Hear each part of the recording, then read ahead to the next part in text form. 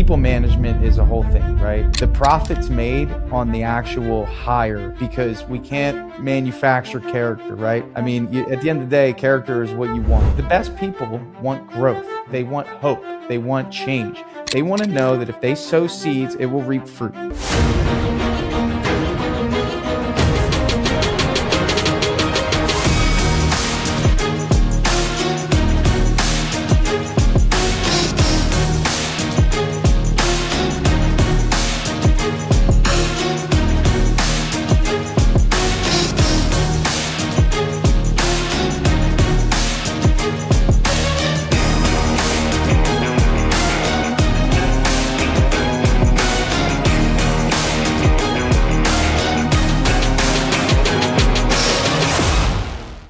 Good people of the world, here with Mr. Mason Howe, Progressive Painting, reading a little bit about what you got going on. So commercial painting contractor, New Hampshire, W-2 company. I like that, doing between $1 million and 2.5 in annual revenue. One of the things you said was you're obviously running a pretty big team, 30 people on a big project. So tell me a little bit about the business, where you find yourself, and all the things, man. Yeah, absolutely. So like you said, it's a small, local, New Hampshire, W-2 based commercial painting business. I kind of grew up in it. So I've been painting since I was like 14 years old. Nice. Started just on the brush, step ladders, right, doing that kind of thing. And progressively over the years, my dad pushed me into running bigger and bigger projects. And most recently, like what you just said, I was running a team of like 30 painters. That sole project value is like 1.5 million. So that was like the biggest project we've ever done. It was called the Lake Estate on Winnisquam. Absolutely massive project. And so I was the one running that, and it was a challenge. We did over 1,000 custom oak stain doors. Oh my goodness. Yeah, that was while simultaneously painting the exterior trim, while also simultaneously. You pretty much lived there for a good amount of time, huh? I lived there for like 16 months, Tanner. It was no joke. They thought you were the like a family member at that point. I mean, you probably had Christmas presents under the tree. You were there for so long, buddy. Yes, 100%. So that was a pretty formative experience that I had recently. Sure. And I feel like it kind of captures like the capacity our business has to be able to pull off projects like that. So cool. That's what I've been up to recently. Yeah. So you're in commercial painting. Yeah. And one of the things that you're saying is you're just, going through some challenges of kind of transitioning the business and maybe modernizing it a little bit, or what is your overarching goal? So I would say I'm trying to solve a people problem right now. Okay. So like I said there, we had 30 people working for us. At that point in time, we had about 14 W-2 employees. Gotcha. And then we were augmenting with about 15 subcontractors to help us with the workload. After that project, we went down to about 3 W-2 employees.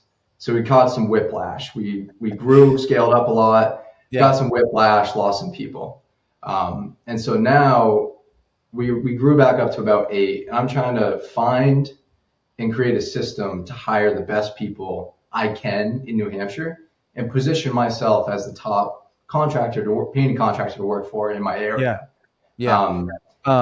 Why did you lose the employees? Like what? I mean, you had a bunch of people, right, where they just burnt out. I think that. So let's talk about that for a second, because burnout does exist, right? Yes. So were they just burnt out? What was the issue? So I think some of them were absolutely burnt out. I would say we can start with the worst of it. We lost one of our foremen who drove a truck, right, did all that kind of stuff with us. Yeah. That's a tough one, sure. Some unfortunate things happened with 2 other employees. We actually had to let them go during that project. And then a unique situation, like I said, I grew up in the business. So I had all my friends working with me on my projects during the summertime. Yeah, that'll do it. I loved it. So when I needed them most, they were there at that project. And a lot of these guys had degrees, and they were fresh out of college. They didn't know what they wanted to do, so they helped me on that project. And after that project was done, they kind of went their separate ways. And it got me thinking, I'm like, man, why are my great friends that did this project with me searching for other jobs because they think it's a better career opportunity? I want to be that person, right? But I understand. Maybe they just don't want to be in painting for their whole lives, that kind of thing. But it got my brain thinking about it. Sure. So people management is a whole thing, right? And like real estate, do you know when the deal is made? The closing table? No, it's made. It's made. Well, the first one, not the second one. Right? Okay. The deal's made Yeah. when you buy it, right? And it's the Right. same thing with employees, right? The profits made on the actual hire, because we can't manufacture character, right? I mean, Right. at the end of the day, character is what you want. You want people of character. You want people that show up. They self manage. They aspire for more, right? They Right. see painting as a career, so you can plan knowing that you have quality team members to rely on, right? All those things are Absolutely. cool. So the question I would ask is, why would someone want to work for your company? I would say because of our company culture, I'm the main foreman on a lot of our job sites, and I always try to cultivate the best culture on the job site that I can, right? Okay. Lead with discipline, kindness, all that kind of thing. And then obviously I would go to what are our benefits, what kind of equipment do we have, what kind of jobs are we working on, what does our pay scale look like, all those kinds of things. Okay. So I can tell right now that you're generalizing because it hasn't been something that maybe you focused on incredibly. So the Yeah, companies that are scaling, the ones that actually can bring on and attract like really quality people, yeah, are the ones that have a clear roadmap for growth. That's right, really like the big indicator. It's like, hey, you come in as a painter, you have a clear roadmap on how to go from a painter to a crew leader to a project manager in our business. right. Yeah, The best people want growth. They want hope. They want change. They want to know that if they sow seeds, it will reap fruit. Okay. yeah. So if you want the best people, then you need to figure out how to build out a roadmap in your business for growth so they can grow along with you. I agree with you 100%. And so that's a system for growth, right? I've heard you talk about too your hiring process, creating friction, using Indeed, all that kind of stuff. And so I've thought about a roadmap. I've made plenty of, I don't know, just like I've made roadmaps, right? And my main challenge is that I'm not the owner of the business. My dad is. And Okay. that's mainly why I wanted to talk to you because I read you're kind of a multi-generational Yep. painting contractor. Yep. And so when I'm having these discussions with him, I'm trying to keep them grounded in like talking about paying our people, our compensation packages, that kind of thing. I'm trying to keep them grounded in finances, right? Labor efficiencies, that type of thing to create our career scale, right? Like where we're trying to go, where these painters can see themselves in 5 years when we're thinking about what does the top end of that career path look like for them. I have a problem defining that and making that reality. And I don't know if you've Okay. ever dealt with that in your family business, talking to maybe your dad or something like that about how they Not used to do not things. really, not really, No. because my dad was kind of out of sorts when I kind of started with him. So I Okay. kind of just took over and had to just go off of instinct. But you're Yeah. established already, so you're coming into an already working machine, and you're trying to create change.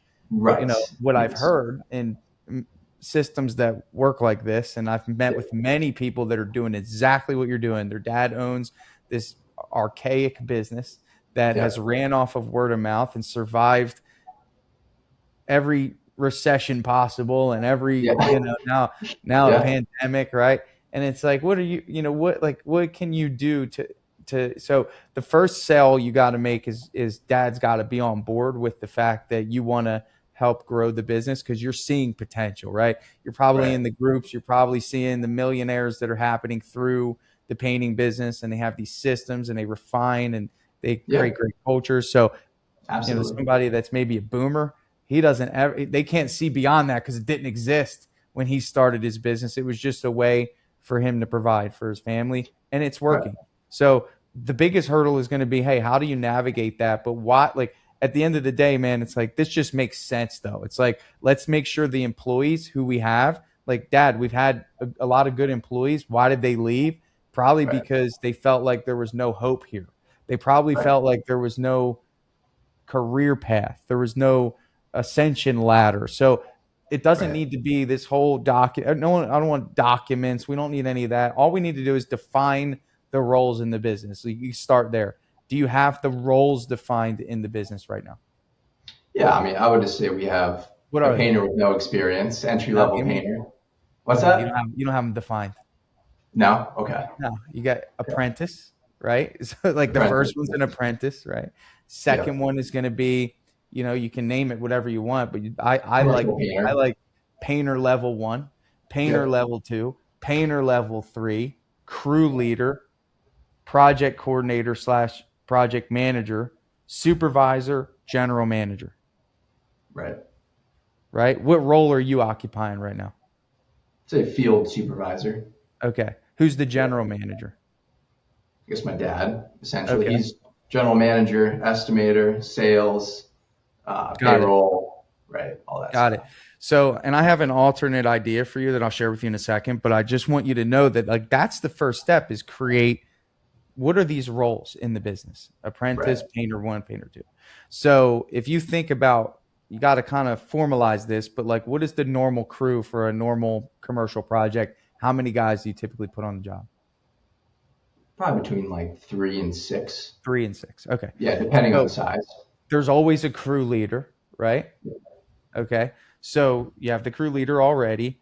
You have probably a painter 3, which is somebody who's his right-hand man. And then you have a helper, which is an apprentice and maybe someone just learning, right? So again, like you should have job descriptions for every one of these things, right? Yeah.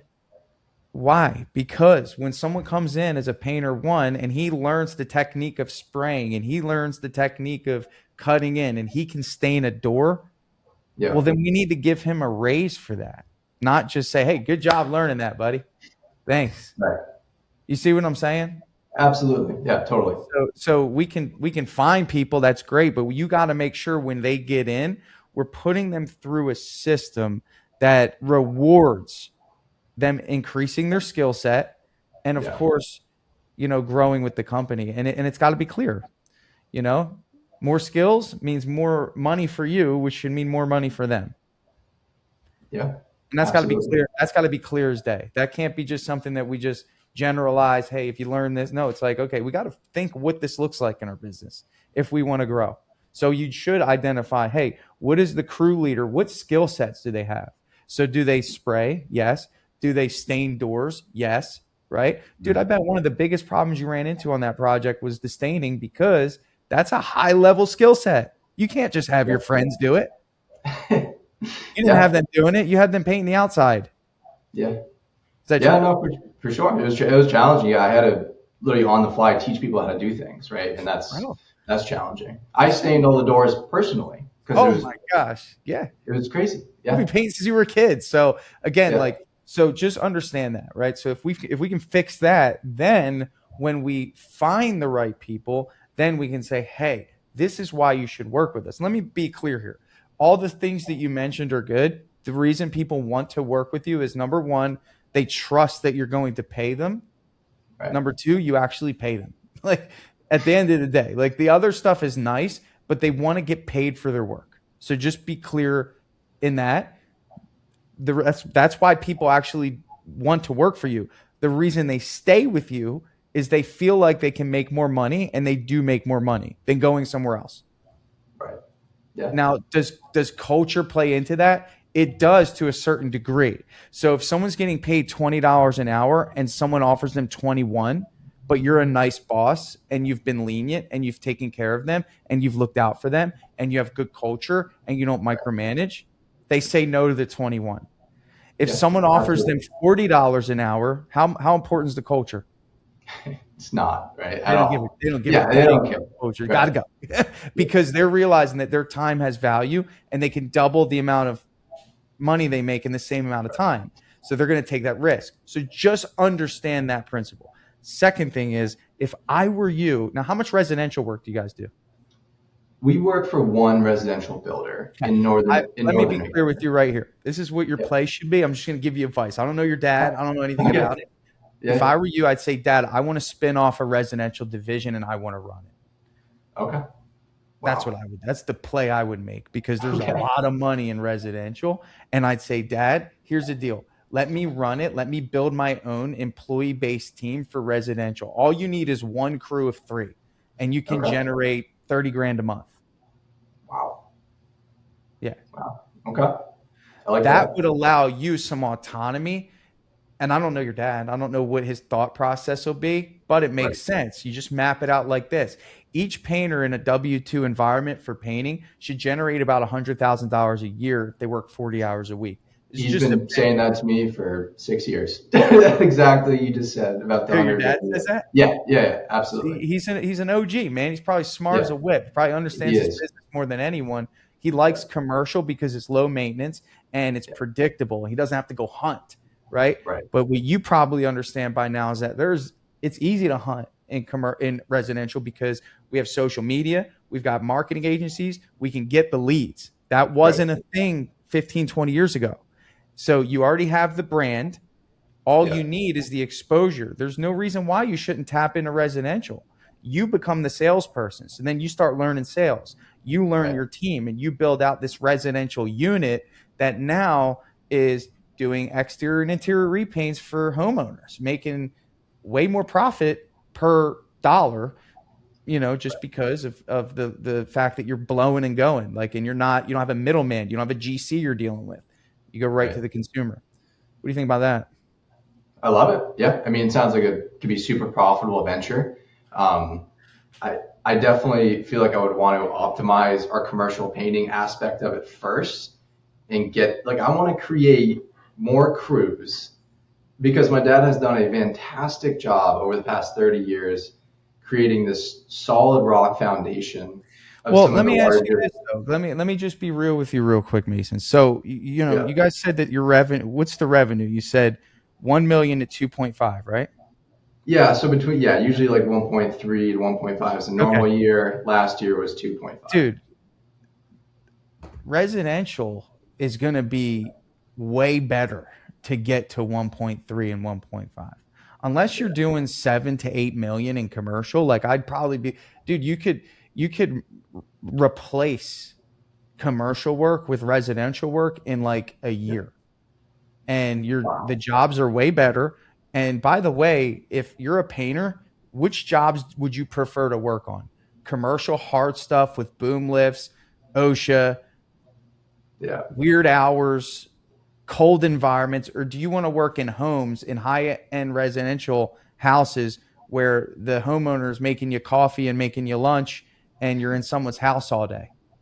Yeah. I mean, those types of jobs, residential, that sound great. But if they're like lead abatement and it's in really a lot of scraping, that kind of stuff, it can get tough. But I see what you're saying. I'm just showing you the two sides here because, again, and these are hard things to change. I'm just showing you. Your thing was employees. How do I get quality employees? Well, at the end of the day, man, you got to look at the type of jobs that they're doing, right? So if you're doing commercial work, I imagine there's a lot of scraping in New Hampshire, right? And a lot of those, right? Bro, these are hard jobs. So you got to make sure, if you're seeing turnover, it's because someone wakes up every day and they're like, I don't want to do this anymore. Right. So you have that going against you. And the only way to combat that is more pay, which sounds like that's the barrier you're running into with Dad. Yeah. No, absolutely. And I feel like painters in our area that have leadership qualities and want to be a part of your company are a dwindling resource.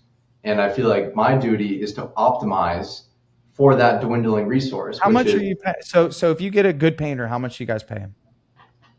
I like $25 an hour. That's extremely low for New Hampshire. So we'll pay top painter, right? If he's not a foreman, right? Not a foreman, we're like $25 an hour, right? And then our foreman will go up to 30. But that's all foremen, even the best of the best. There's no variation, right? Right. So you again, I look at language because I'm trying to help you. So if you say something, I'm gonna call it out. Like you're saying, I feel like. Yeah. Anytime you say I feel like, you're cutting yourself off from possibilities without data. So you're like, Right. I feel like that there's no one here. Dude, do you know how many people live in New Hampshire that know how to paint? Like, come on, man. No, Like, no, so I agree with you, Tanner, for sure. But I feel like I don't believe in the current system that we have tell in me our about the company. system. So what is the And acquisition system for your for the employees? I was excited to tell you about this, right? Because I mean, so pretty much it's like Craigslist. Like we've gotten probably the last 10 to 15 of our employees just by posting Craigslist ads. And you know what? Those are original guys. They've been painters for a long time. They'll come to work for $20, $25 an hour. They'll work for you for a couple of years and then they're gone, most likely. And we see that a lot. And then also asking my friends to ask their friends if they're looking for a job. Right. So think of it like this. I always liken hiring to marketing. And I think that there's a lot of similarities, right? You're in the middle, and you might have heard me say this. I know you listen to my podcast, but you're in the middle, you have supply and you have demand, right? Yeah. Your job as a business owner, and in this case, your role, I'm thinking of you as the owner, Right. is to connect the two.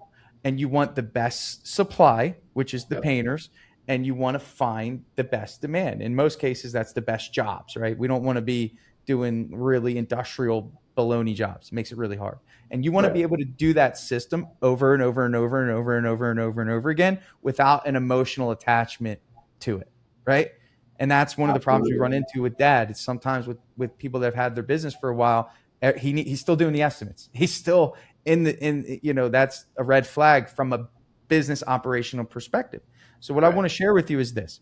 If you have a random process, you're going to get a random result. That's with everything. That's with how you guys go about finding your jobs. That's how you guys go about finding your employees. It's random. We just hope the phone rings. We just hope someone sees our Craigslist ad, or we just hope that a friend of a friend of a friend reaches out to us and wants a job.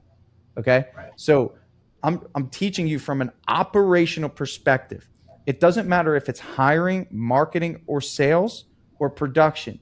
Your job is to systemize it so you can have predictability in those 4 areas.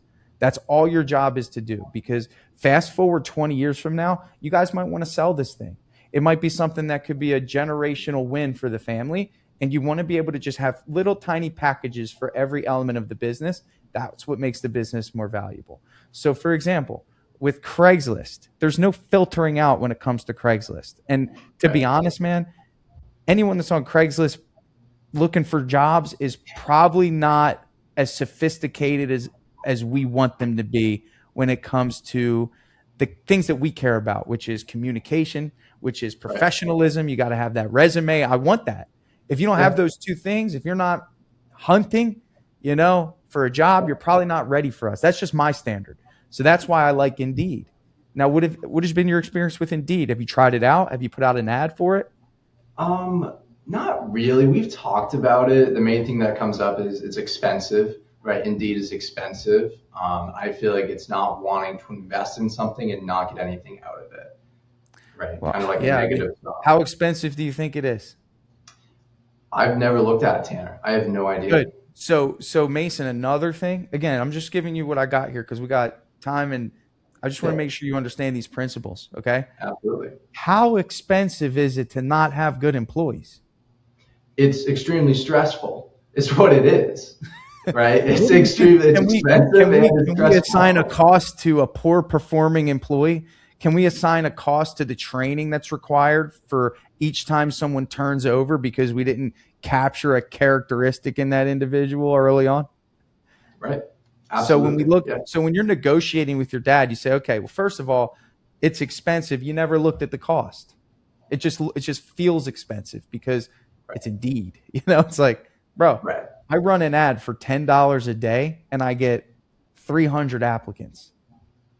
Yeah. That's unbelievable. That's crazy. So what year are you born? Are you Gen Z? Yeah, 2001. Yeah. Okay. So 25. What do you guys say? What do you guys call it? Cap? Is that what it is? That's cap, dude. You know what cap is, dude. I'm just playing. I'm going to show you because it's no cap, bro. I want to make sure you see this. I'm going to log in real quick and just show you. Sometimes it's just about seeing it, man. Sometimes it's about making sure that, we eliminate those limiting beliefs, man. Get out of that thinking. If you don't have facts and data, it's not true until you test it yourself, man. So let me share my screen with you real quick, okay? You're going to see my Indeed account right here, okay? Look at this. Painting crew leader. I barely spent any money. I think this was $11 daily for a crew leader. I got 143 apps. Can you see this? Wow. Yeah, I can see it. Yep. Okay, cool. 143. And all these ads right now are paused. But I got 143 applications for that. But here's the good one right here. Look at this. Skilled house painter. Join our painting family at Premium Painting. Again, what's that say there? $10 a day. 627 applicants. Wow. That's phenomenal. $10 a day. 199 applicants. Yeah. Look at this. Everything's $10 a day. This one was $5 a day. I got 79 applicants at $5 a day, right? So the reason I'm showing you that is because I just want you to understand something, okay? You know, supply and demand, where they meet changes over time, right? So for example, how your dad found customers years ago might have been Yellow Pages. It could have been, newspaper. It could have been a lot of those things, right? Dude, it's changed. Customers find contractors online now, on social media, on Google. Where do you think employees look for work now more than ever? They're not looking on Craigslist. No, social media. They're looking on Indeed. Places like Indeed. Yeah. That's where they go because it's easy for them. They can apply to a bunch of jobs and have a better chance of getting hired. Not someone that's looking on Craigslist that's just browsing the classifieds. It's different. They're different. I'm just saying they're different. So I implore you to go and try that out because you'll be surprised.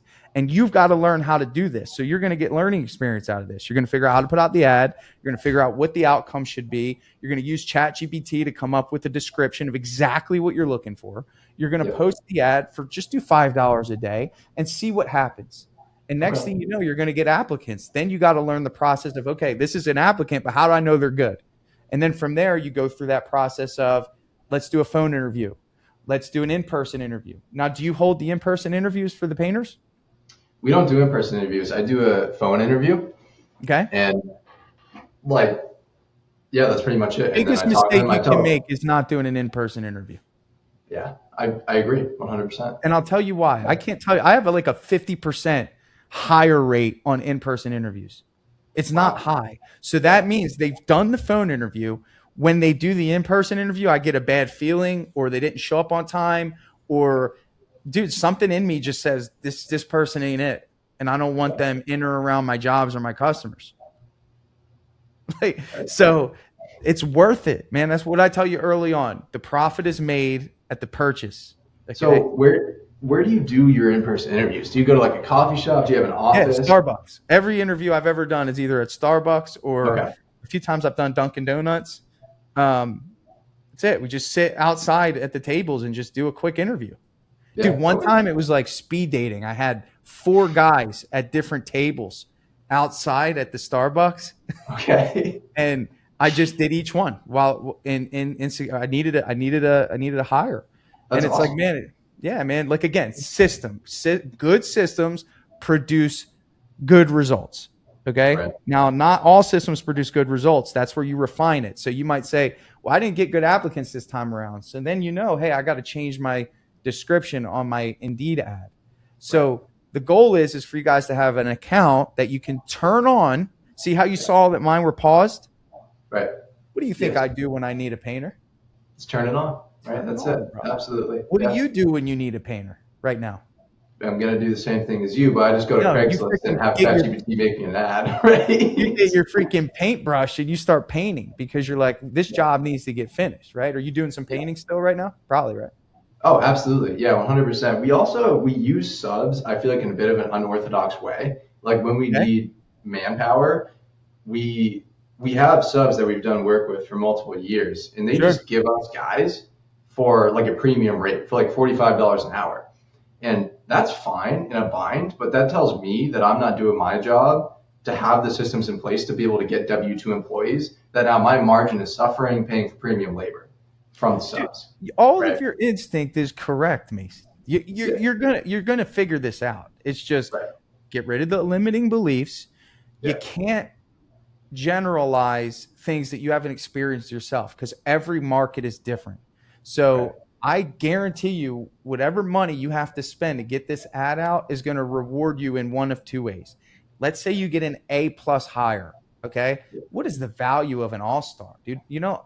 95% of my team, my 14 W-2 painters I have, all came from Indeed. Wow. So, I mean, in comparison, they're the reason I'm not even out. I haven't seen a job in a year besides to go film ads. So they're the reason, because of that quality process, the filtering out process, the questions that are asked, the phone interview, the in-person interview, the working interview. This is a system. So it's like, if I were you, I would take full ownership right now of what the hiring process looks like in your company. Start off with the roles, then the description of the roles, and then the process. Where do we find applicants? What do we do when we get an applicant? And what does success look like? Success looks like the applicant checked these boxes. What are those boxes? There's two types of painting companies. You can have one that says, we value showing up on time, being clean cut, honoring the trade, working with the team, great communication. Those might be your 5 things. You go to another painting business in New Hampshire, theirs must be willing to chug a beer at lunchtime, must be willing to hit the bowl, right? Whatever that is, that's their standard, and they're going to only really attract people that align with that standard. But if you don't define that standard, then everyone will apply. So that's why it's important to have solid descriptions and then a filtering out process. You see what I'm saying? Absolutely. And everything we're talking about is talking about investing into the employees, because they're basically what allows us to be able to step away from the field when we trust that we have quality people in the field, right? So they're the piece of this puzzle, right? Biggest piece. Yeah.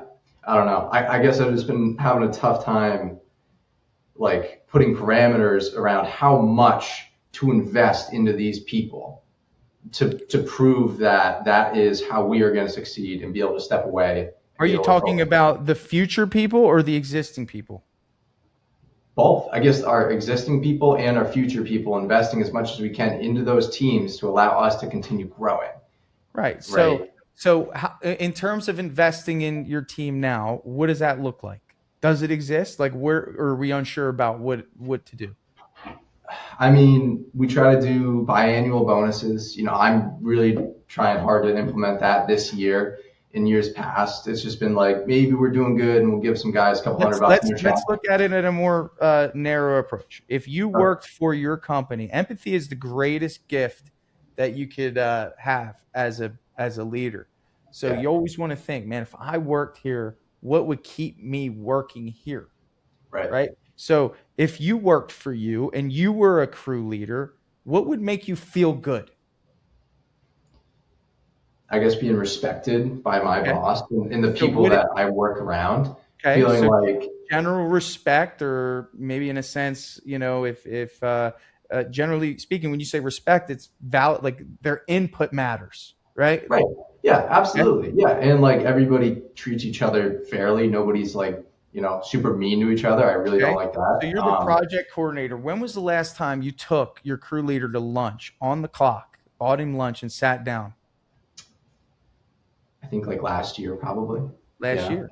During that project, I took like 16, 17 guys out to a restaurant. Different. So taking everyone is different than a one-on-one. You know what I'm saying? I agree. We take our crew leaders to lunch. Our GM does now. I used to do it. Yeah. And we sit down with them and we break out, hey, man, how's it going? How are we doing? What can we do better? What do you like about the business? Where do you see yourself in 2 years, right? So these are things that I would suggest. Again, if you're looking at an investment, sometimes people just want to be heard and not on the side of the house or not leaning up against the truck, make people feel important. You know what I'm saying? I agree. Yeah, absolutely. And that's all company culture. I also feel like being valued for what you bring to the table, right? If you're a really talented foreman, we call them foremen, right? Running jobs. Seeing that value, like their profit margins are higher than all the other foremans, knowing that we recognize that. How do you know the profit margins are higher? we would do job costing, right? My mom is the CFO, right? So she looks at the books and does the job costing for all the You can't do projects. job costing off of books. It's got to be on a per job. Sometimes books are a lagging indicator. Well, per job, right? Like Okay, she's tracking doing all it the per job. materials. Okay, Yes. good. Yeah, absolutely. Yes. So there's another thing right there that we can use. We could say, okay, well, what did we budget for the job? What Right. was the actual profit, and what percentage of the profit do we want to allocate as the bonus if they hit so in other words, if we're that clean with our data, it's no longer a conversation with dad. It's like, hey, we bid it for 55, we made 65, we made 10 more percent. Let's spin off a percentage of that difference to the crew leader. Right. Absolutely. Does your crew leader make hourly? Yes. Yeah. Why wouldn't he just move to salary? He works 40 hours a week. I don't know. I'm giving you the questions to ask, bro. I want you to win. Right. So you have a crew leader who's made hourly his whole life. Why not just say, hey, man, we're going to put you on a salary? Right.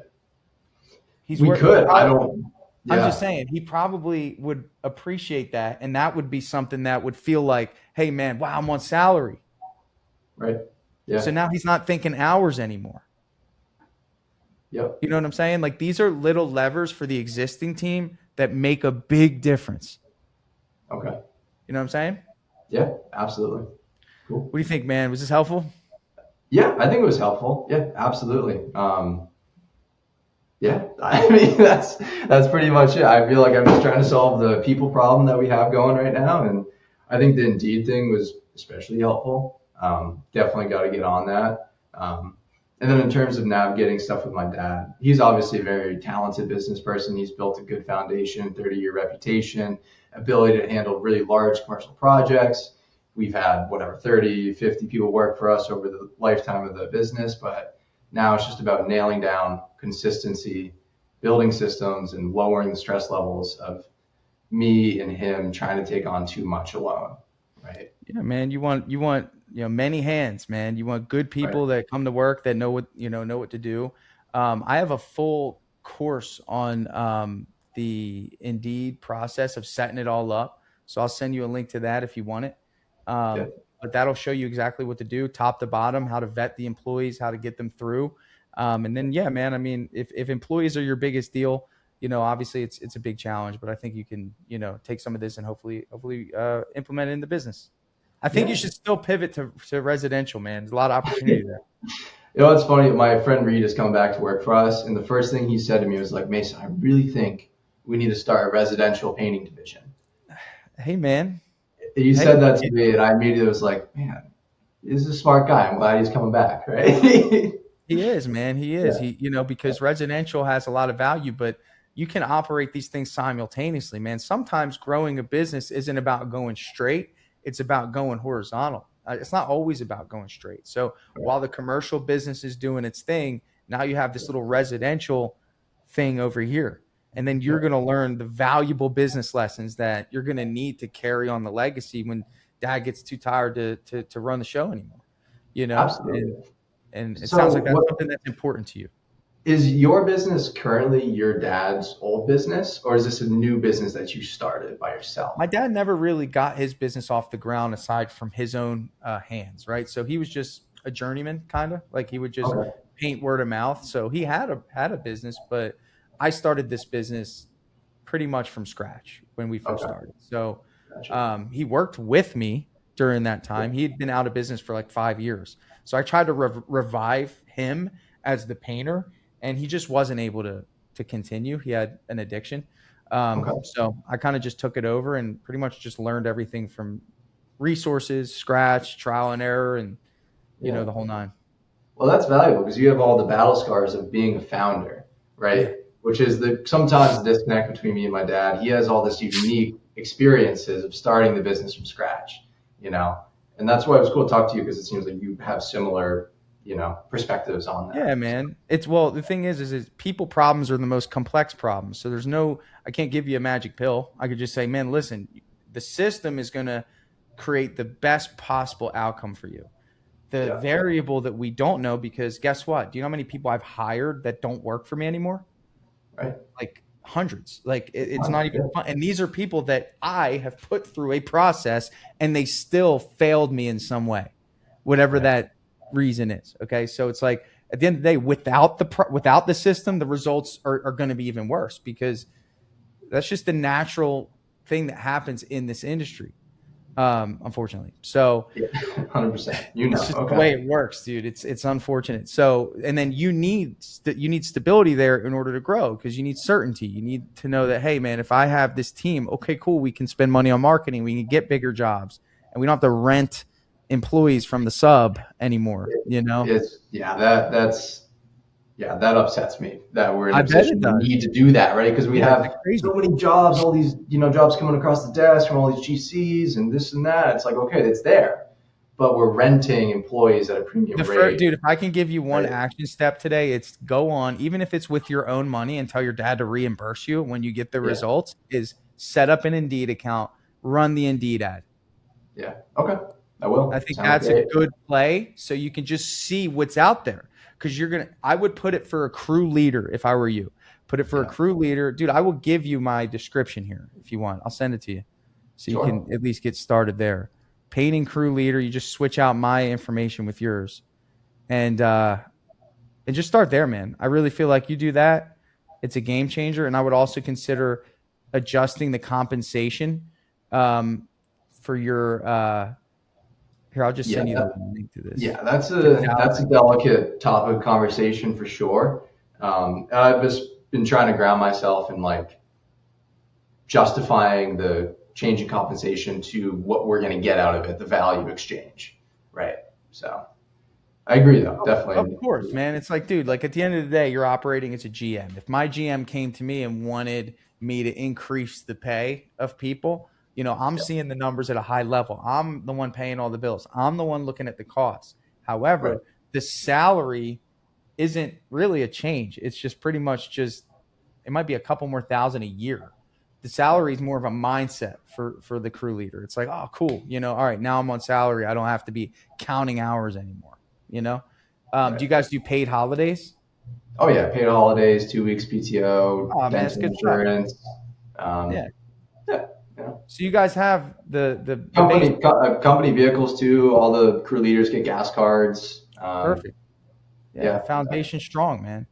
Foundation strong. I think there's a residential division in your future, man. I don't know. You crushed it. I highly suggest coming to some events too. Have you been to any painting events? Never. Nope. So there's a couple good ones. There's one in Clearwater in September. That's a good one. That's Aiden with Paint Pro Coaching. So I'll be speaking at that one if you want to come. And then there's another one in November. That's Paint Con. That one is like the big one. And then you have the PCA Expo in New Orleans in February. So just, man, look these events up. Come to the events, and you're just going to get exposed to so many ideas. Probably some people that know more about commercial than I do that can really guide and mentor you. Yeah. Okay. I appreciate that. Thanks, Tanner. Good luck, man. It was nice meeting you. Yeah, you too. Take care. All right, buddy. Yep. Yeah.